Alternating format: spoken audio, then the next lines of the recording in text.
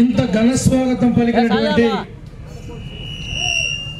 నా కుటుంబ సభ్యులందరికీ కూడా పేరు పేరున వందనాలు తెలియజేస్తున్నా.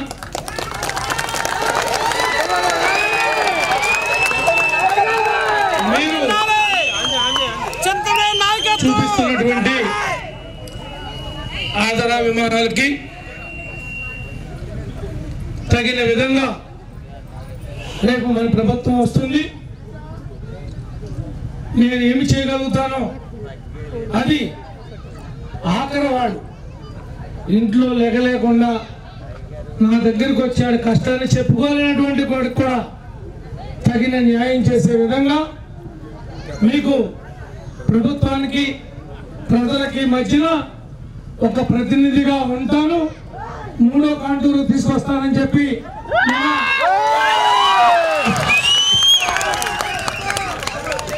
జంతువులలో కాబోయే ముఖ్యమంత్రి గారు నోటేమట మీరందరూ కూడా విన్నారు.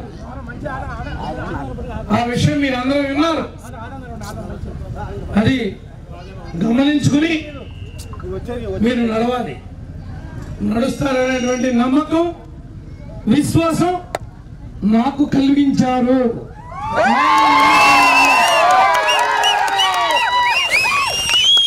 ఒకప్పుడు పిల్లరావు గుడం కాదు ఇది.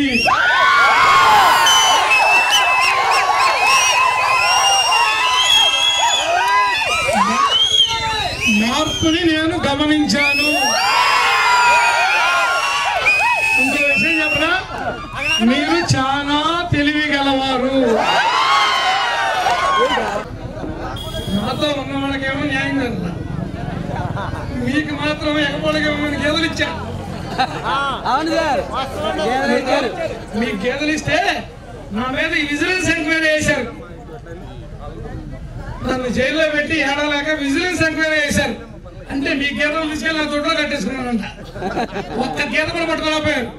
ఎవరిదాన్ని తీసుకుంటే పట్టుకుంటాకి గెట్టబడి ఆ ఊరు బాగుత నేను ఇచ్చిన గేదెను చూసి ఉసూరు పడవండి.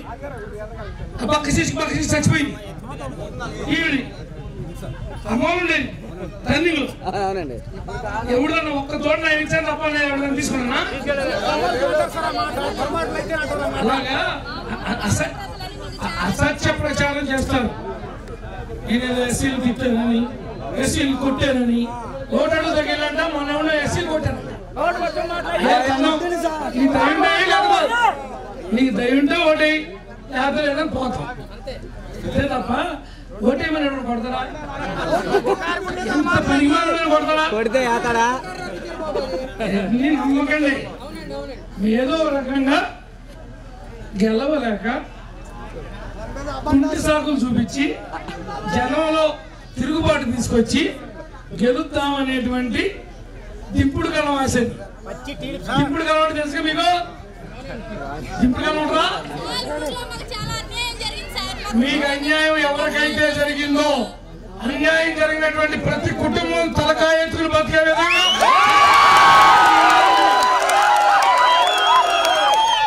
మీ పిల్లల్ని, ఆడపిల్లలు కావచ్చు మగపిల్లలు కావచ్చు, తిమ్మారాగూడలో 5 ఆడపిల్లల్ని 5 మగపిల్లలను తీసుకుని వెళ్ళి మీ గ్రామ పెద్దల ద్వారా రేపు 5వ తరగతిలో పెదవేగలోనేమో మగపిల్లల్ని, ఒట్లూరులోనేమో ఆడపిల్లల్ని స్కూల్లో జాయిన్ చేస్తాం. 2018-19